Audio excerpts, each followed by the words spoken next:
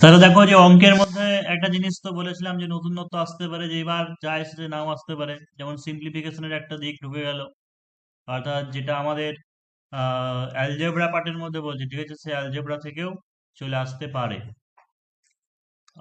যেমন হচ্ছে তারপরে তোমার অ্যালজেব্রা পার্টের মধ্যে বা যেটা করণী নিরসন বলেছি, ওখান থেকে যেমন আসতে পারে। করণী নিরসনের জায়গাটা ওখান থেকে বড় প্রশ্ন কিন্তু দিতে পারে, মিসলেনিয়াস এর আগেও এসেছে। বা অনুপাত সমানুপাত, যেগুলো আমরা শর্টকাটে অনেক করি, a:b বা b:c দেওয়া থাকে, সেটা এর আগে করিয়েছিলাম। তো ওই রকম ধরনের অঙ্ক যেমন মিসলেনিয়াসে, যেমন দু একটা অঙ্ক মিসলেনিয়াসের প্রিভিয়াস ইয়ার আনছে, এটাও যেমন প্রিভিয়াস ইয়ারের ম্যাথ। তো সেই কারণে আজকে 10টা ম্যাথ তুলেছি। আরো একদিন বা দুদিন এখনো অন্তত পক্ষে হয়তো ম্যাথের ক্লাস হবে, তো অসুবিধা নেই। আজকে যে চ্যাপ্টারগুলো বাকি থাকলে, বিশেষ করে যেমন টাইম অ্যান্ড ডিস্টেন্সে টাইম অ্যান্ড ওয়ার্কের পার্সেন্টেজ প্রফিট অ্যান্ড লস, ঠিক আছে, ওইটা নেক্সট যে যেদিনকে করাবো সেদিনকে ওইগুলো করে টেনে নেবো। প্রথম অঙ্কটা ছিল, দেখো যে তিনটি সংখ্যার দ্বিতীয়টি প্রথমটির দ্বিগুণ এবং তৃতীয়টির তিন গুণ এবং তিনটি সংখ্যার গড় 44 হলে সংখ্যা তিনটি কি কি হবে। অঙ্কগুলো পারবে তো সবাই, কিন্তু ডেসক্রিপটিভে ঠিকঠাক লেখা। এবার যে তিনটি সংখ্যার দ্বিতীয়টি প্রথমটির দ্বিগুণ, তাহলে আমাকে কি করতে হবে, প্রথমটি ধরতে হবে।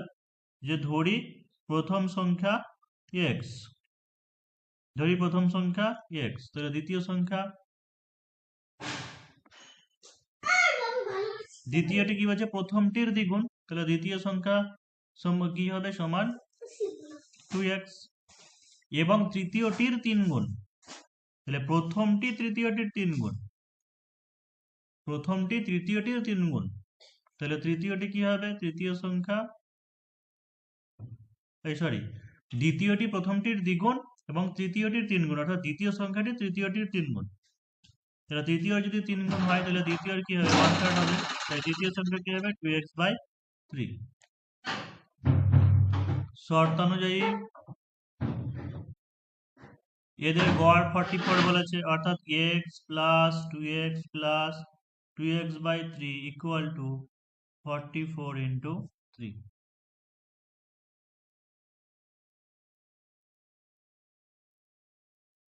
তাহলে 3x+6x+2x ইকুয়াল টু 44 ইন্টু 3, বা 6×3 = 11, এই 6×3 = 11x সমান 44 ইন্টু 3 ইন্টু 3, বা x ইকুয়াল টু,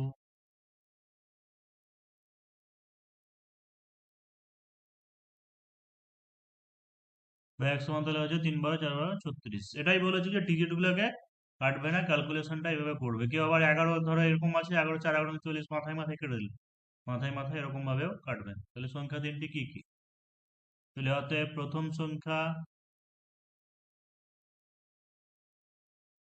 সংখ্যা আমাদের কত আছে, x মানে 34। দ্বিতীয় সংখ্যা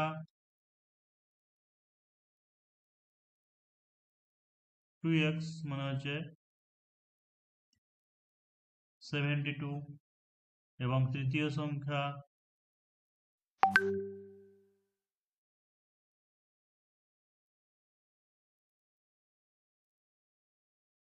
হচ্ছে 24। এটা হচ্ছে উত্তর, হয়ে গেল।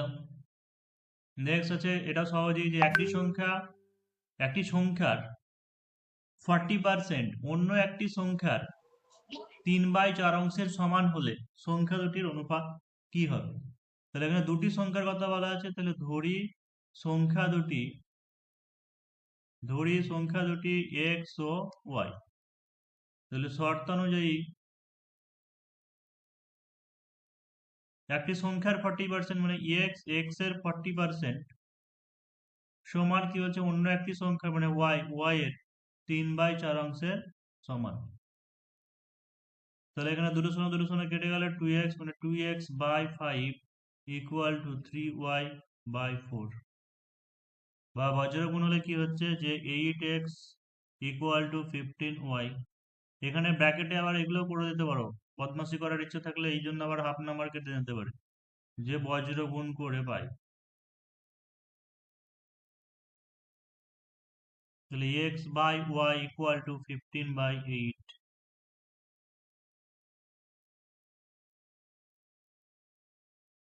বা x/y ইকুয়াল টু 15:8। তাহলে অতএব সংখ্যা দুটির অনুপাত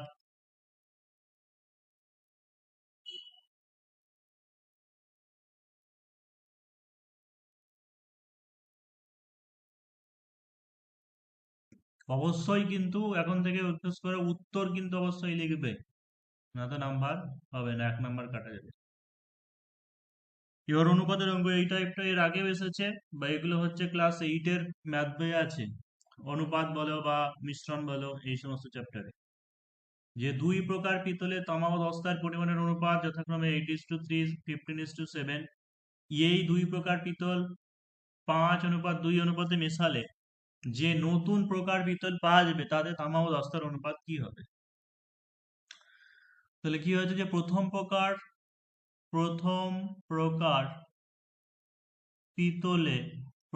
প্রকার পিতলে তামা অনুপাত দস্তা সমান হচ্ছে 8:3। তাহলে অতএব তামা সমান 8/11 অংশ, দস্তা সমান, তা তো যোগ টোগ করে দেখাতে হবে না কারণ প্রচুর লেখা আছে, আনুপাতিক ভাগার টাকার করে অত কিছু বলতে হবে না। দ্বিতীয় প্রকার পিতলে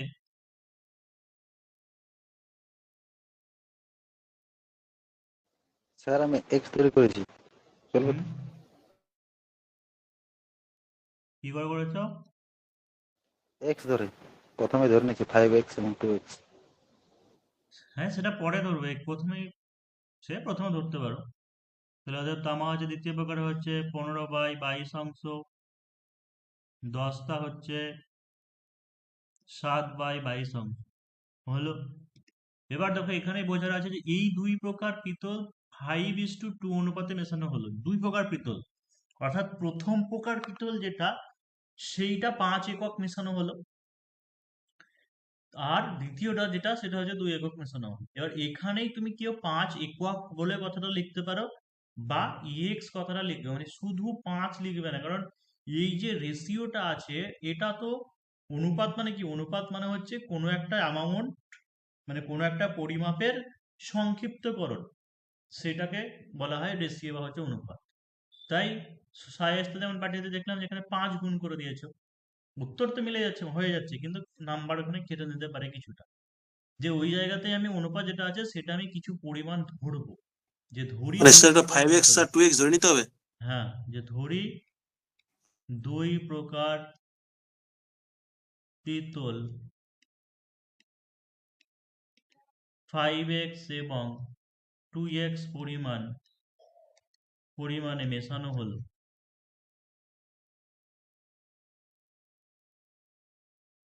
তাহলে প্রথম প্রকার পিতলে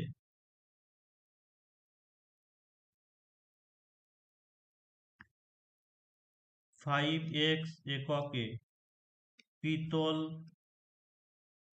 সমান 5x ইন্টু 8/11 সমান 40x/11, দস্তা ওটা তামা হবে। সরি তামা দস্তা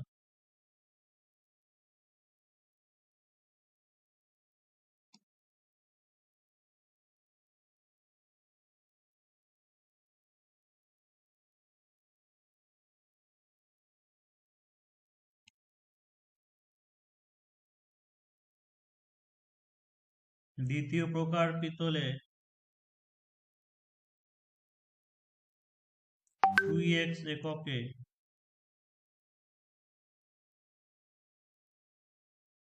তামা 2x ইন্টু 15/22, তো হচ্ছে 15x/11, ওই একই অর্ডারে 11 করে দিলাম যোগ করতে সুবিধা হবে বলে। আর দশটা হচ্ছে 2x ইন্টু 70/22, মানে হচ্ছে 7x/11। এবার এটা কি হচ্ছে দুই প্রকার, যে নতুন পিতল পাওয়া যাবে, নতুন পিতল মানে প্রথম প্রকারের তামার সাথে দ্বিতীয় প্রকারের তামা যুক্ত হয়ে যাবে, প্রথম প্রকারের দস্তার সঙ্গে দ্বিতীয় প্রকারের দস্তা যুক্ত হয়ে যাবে। তাহলে অতএব নতুন মিশ্রণে মোট তামা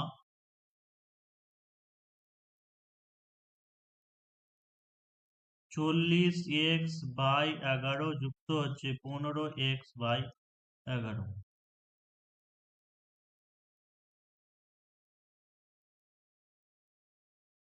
সমান হচ্ছে 55x/11 সমান হচ্ছে 5x। আর মোট দশটা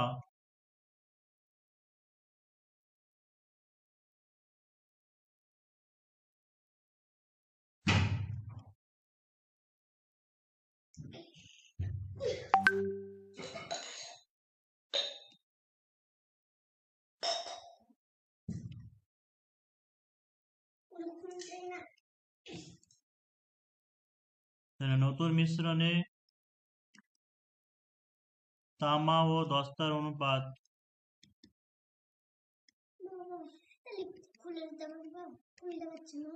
5x/2x মানে হচ্ছে 5:2 হলো। তাহলে এটা হলো। এবার পরের অঙ্কটা দেখো যে কি লেখা আছে, একটি পাত্রে দুধ ও জলের অনুপাত 5:2, অন্য স্যার ওই একটি পাত্রে তামা আর দস্তাগুলোতে একক লিখতে হবে নাকি স্যার? না এক্স লিখতে একক লেখা দরকার নেই। একটি পাত্রে যদি আবার কোনো প্রসঙ্গে টাকা ফাঁকা আসে তখন যেমন এক্স টাকা বা এরকম লিখি, কিন্তু এখানে যেহেতু কোনো পরিমাণ কিছু দেওয়া নেই সেই জন্য একক লিখতে হবে।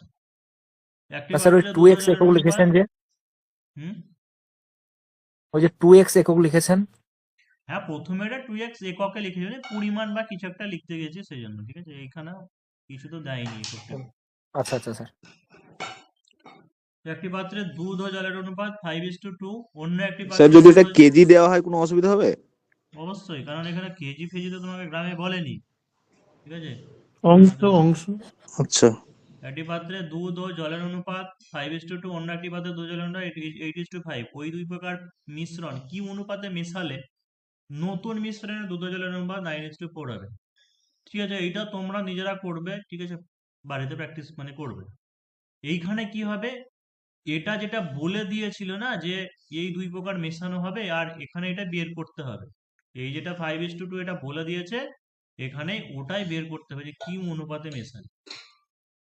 মানে পাত্রে দুধ ও জলের অনুপাত এটা হবে 5/7, 2/7, এটা হবে 8/13, 5/13।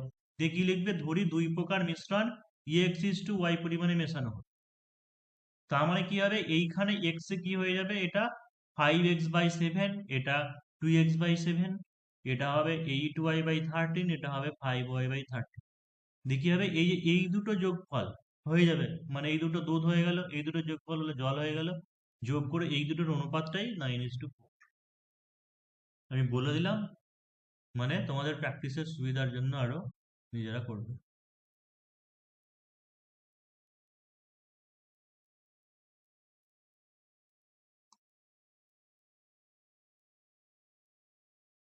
দেখো, প্রতি লিটার 12 টাকা দরে একটি রাসায়নিক তরলের সাথে কি অনুপাতে জল মিশিয়ে প্রতি লিটার 13.75 টাকা দরে বিক্রি করলে 25% লাভ হবে। এই টাইপগুলো যেমন এখনো পর্যন্ত একবারও আসেনি, এগুলো সব অ্যালিগেশন মেথডে করা হয়, তাই ডিটেলসটা কেউ বেশিরভাগ দিনই জানে না এই অঙ্কে, শুধু মুখস্থ করে নিয়ে না আমাদের পড়ে নেয়। কি হচ্ছে, প্রতি লিটার 12 টাকা দরে একটি রাসায়নিক তরলের সাথে কি অনুপাতে জল মিশিয়ে, তার মানে প্রথমে আমাদের রাসায়নিক তরলটাই ছিল, ঠিক আছে। তাহলে ধরি রাসায়নিক তরল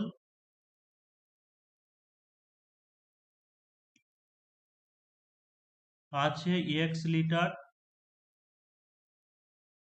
এবং জল মেশানো হবে y লিটার। এদের আগে ধরে নিলাম প্রতি লিটার 12 টাকা দরে রাসায়নিক তরল, এর দাম কত হবে, তাহলে প্রতি লিটার 12 টাকা দরে x লিটার রাসায়নিক তরলের দাম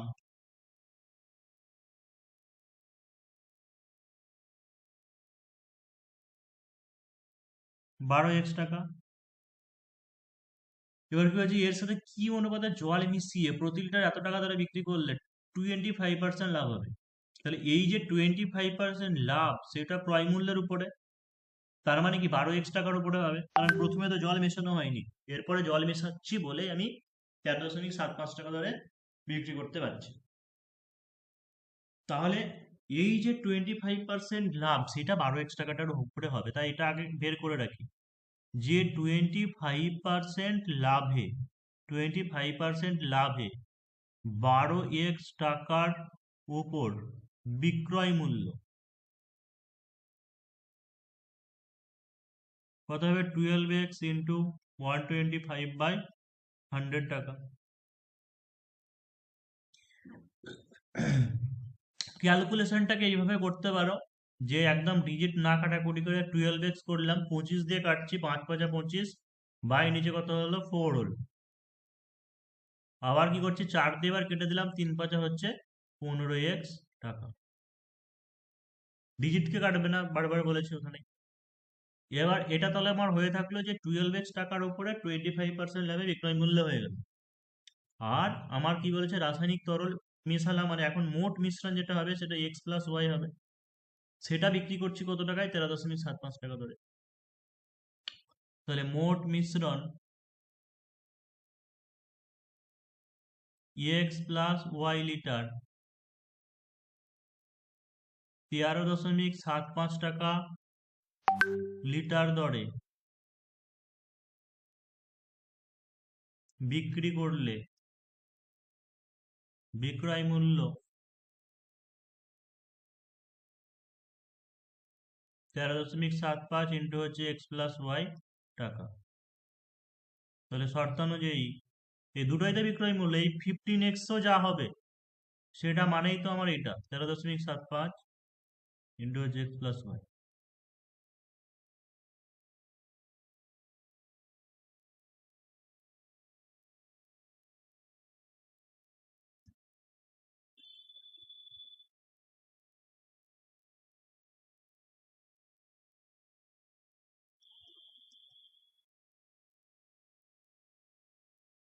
তো যে 1.25x ইকুয়াল টু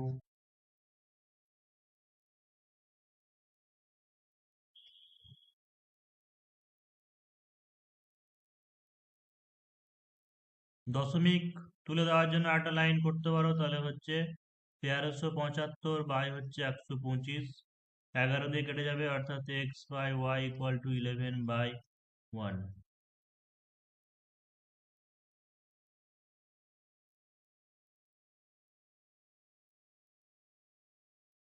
তাহলে অতএব দুই প্রকার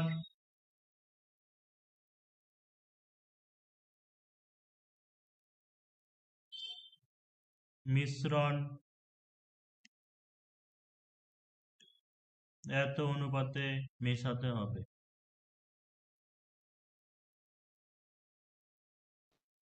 স্যার অঙ্কটা আরেকবার একটু বুঝিয়ে দিলে ভালো হতো স্যার। প্রতি লিটার 12 টাকা দরে রাসায়নিক তরলের সাথে কি অনুপাতে জল মিশিয়ে, মানে প্রথমে আমার রাসায়নিক তরল ছিল এক্স, 12 টাকা দরে বলছে যে প্রতি লিটার 12 টাকা দরে একটি রাসায়নিক তরলের সাথে, এই কথাটার মানে কি যে 12 টাকা দরে সে কিনেছে। তাহলে এক্স লিটার যদি বলি, তাহলে 1 লিটারের দাম 12 টাকা হলে এক্স লিটারের দাম কত হবে? 12x টাকা। 1 মিনিট দাঁড়াও তো। তাহলে এক্স লিটারের দাম কত হচ্ছে? 12x টাকা হলো। এবার বলছে ওই তরলের সাথে কি অনুপাতে জল মিশিয়ে, মানে এবার জল মেশাচ্ছে, লাভ করার জন্য কি করছে? জল মেশাচ্ছে। জল ধরো ওয়াই লিটার মেশালাম, তাহলে এখন মোট মিশ্রণ কত হয়ে গেল? X plus Y litre. দিয়ে সেই মিশ্রণটা সে 13.75 টাকা দরে বিক্রি করছে। তাহলে 13.75 টাকা দরে বিক্রি করলে কত হবে? এক্স প্লাস ওয়াই লিটারের দাম, এক্স প্লাস ওয়াই ইন্টু 13.75। তাহলে এটা তো আমার একটা বিক্রয় মূল্য, দিয়ে বিক্রি করে তার 25% লাভ হচ্ছে। তাহলে 25% লাভটা কোন টাকাটার উপরে হবে? আমরা তো জানি ক্রয় মূল্যের উপরে লাভ হয়, তাই তো? ক্রয় মূল্যের উপরেই লাভ হবে। তাহলে প্রথমে কি আমার ওয়াই ছিল? তরল মেশানো হয়েছিল? হয়নি তো, আমি তো শুধু খাঁটি রাসায়নিক তরলই কিনেছিলাম। তাহলে এক্স প্লাস ওয়াই যেটা মিশ্রণ সেটা 13.75 টাকা দরে আমি বিক্রি করছি। আর এইদিকে 12x টাকার যে ক্রয় মূল্য সেইটার উপরে 25% লাভ হচ্ছে, তাহলে এর উপরে 25% লাভে যেটা পাচ্ছি সেটাও তো আমার বিক্রয় মূল্য। তাহলে শুধু প্রথমে যে রাসায়নিক তরল ছিল 12x টাকা দাম ছিল, তার উপর 25% লাভে বিক্রয় মূল্য বের হলো এটা। এটার মান যা, আমার মিশ্রণ যেটা এক্স প্লাস ওয়াই এটা, সেটাকে 13.75 টাকা ধরে বিক্রি করছি। সেই দুটোই বিক্রয় মূল্যের সমান, এই বিক্রয় মূল্যটাও এই বিক্রয় মূল্য।